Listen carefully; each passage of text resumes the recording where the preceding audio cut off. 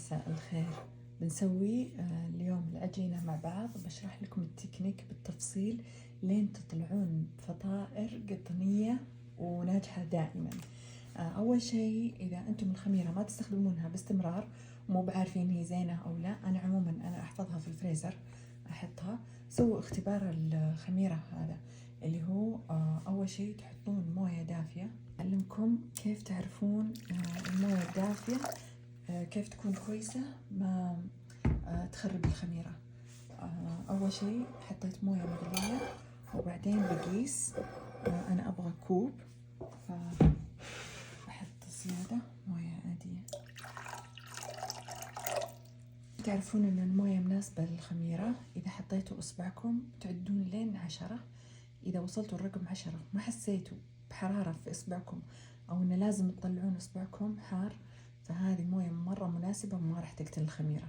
نحط الخميرة ونحط معها مقدار السكر عشان تتفاعل، ونخلطها ونغطيها ونخليها شوي لين نشوف فقاعات من فوق. أهم شيء تذوبون الخميرة، لازم تذوبونها وتحركونها مضبوط، وبعدين تغطونها شوي بس لين تشوفون فقاعات فوق. هذه الفترة لازم تكونوا مولعين الفرن لأنه لازم يكون حار جدا. شوفوا كيف، تشوفون الطبقة، تشوفون كيف صارت كذا. الخميرة ناجحة 100%. ملعقة أوريكم شلون تشوفون الرغوة. هذه كلها دليل نجاح الخميرة. بعد ما تخمرت الخميرة نحطها الزيت. أنا أحب أستخدم زيت زيتون، حليب بودرة،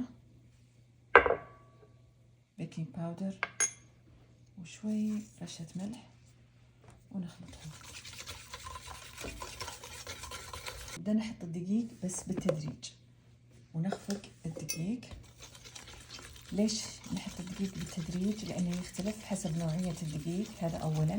ثانيا حسب قوام الزيت اللي عندكم، وبعض الأحيان الموية تختلف، يعني ممكن كم ملي.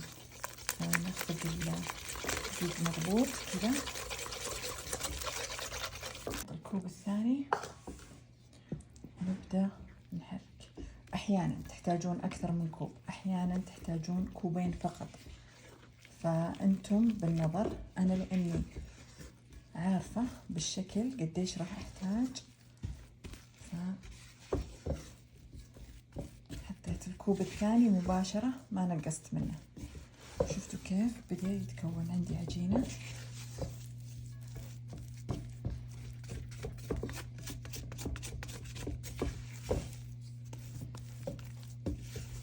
شوي دقيق. طيب والحين نبدأ نجمع العجينة. إذا وصلت لهذا القوام أبدأ أستخدم يدي، فتقدرون تستخدمون يدكم من البداية، بس أنا ما أحب عشان ما تتلزق في يديني وأقدر أعرف طراوة العجينة. نبدأ نجمع العجينة بهذه الطريقة بكل سهولة. قد ما نقدر نحاول العجينة تكون طرية، ما نحاول نكثر دقيق عشان ما تصير قاسية. شوفوا شلون تتلزق. أببتل أعجنها لين يوقف التلزق هذا. ممكن أضيف كذا رشة خفيفة مرة، أصحكم تكثرون دقيق، بس عليكم في الفرن تصير ناشفة العجينة ولا أحلى وما تتلزق في يديني. بحطها في صحن ثاني ترتاح. طبعا ما راح تاخذ ولا نص ساعة لأن الموية دافية، الخميرة خامرة، الفرن حار، فممكن تاخذ نص ساعة 20 دقيقة وتتخمر. بغطيها فينا أجهز حشوتي. أهم شيء تكون طرية كذا، قد ما تقدرون خلوا العجينة طرية. لما تخمر العجينة بسوي الحشوة السريعة. بحط ميكس الأجبان، جبن كريمي، شوي زيتون أسود، شوي زيتون أخضر، كزبرة وبقدونس، بابريكا، ونخلطها. العجينة إنها خلاص تخمرت إذا حطينا إصبعنا وما رجعت.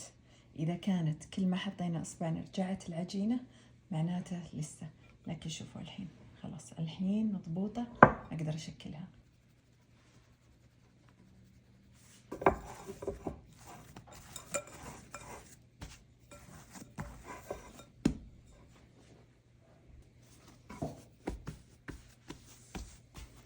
الحين مهما حطينا من دقيق ما راح يأثر على العجينة لأنها طرية أصلا وما راح تقسى علينا، بالعكس بنشكلها بكيفنا ومليانة رطوبة.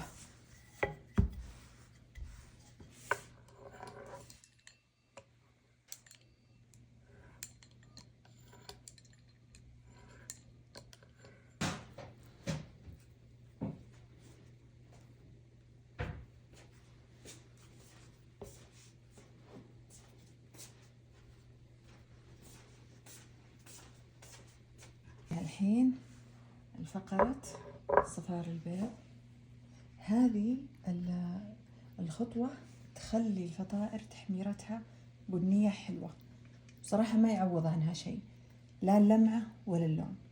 يعني ممكن انكم تحطون يعني اشياء ثانية مثل النسكافيه او غيره يعطي لون، بس اللمعة ابدا ما في زي صفار البيض.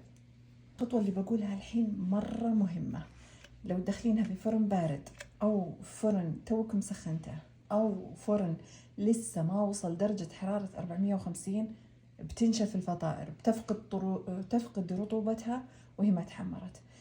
الخطوة المهمة ان الفرن يكون حار جدا يصدم الفطائر تتحمر وتنتفش وهي ما فقدت الرطوبة. جه الحين تصليح خلية النحل، أوريكم شنو الطريقة. أنا ما أحب إني أحشرها في صحن دائري، أحب إنها تكون تاخذ راحتها. آخذ دائرة كذا بهذه الطريقة، طبعا لأن في واحدة سألتني كيف تتصلح. نحط الجبن ونسويها دائرة كذا ونحطها ونبدأ نصف الباقي حوالينها.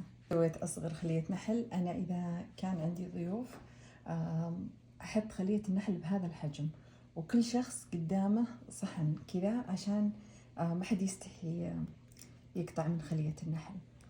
فبدهنها برضو بيض، تقدرون تضيفون مع البيض فانيلا عشان ريحة البيض وبس، وتحطون مع الشيرة شوي فانيلا. والحين نحمرها. خليني أوريكم قطعة وبأخذ لكم من الزاوية لأنها أكثر شيء يتحمر مع جميع الأطراف. تشوفون شلون قطنية. بوريكم شلون إذا فتحتها كيف قطنية من جوا، شوفون ولا أطرى منها. والسبب التكنيك اللي علمتكم، إذا مشيتوا عليه أي فطائر بتصلحونها بتضبط. نجي خلية النحل، طبعا تخيلوها انها خلية نحل كبيرة. شوفوا كيف، تشوفون بس بوريكم من جوا كيف قطنية. تشوفون وبنفس العجينة، نفس العجينة حقت الفطائر. فهي تقدرون تصلحون فيها كذا شيء، تقدرون تصلحون فيها الخلية، السينمون، الفطائر، البيتزا الصغيرة والزعتر، تقدرون تصلحون فيها القيمات الجبن المقلية، كلها تقدرون تصلحونها بهذه العجينة.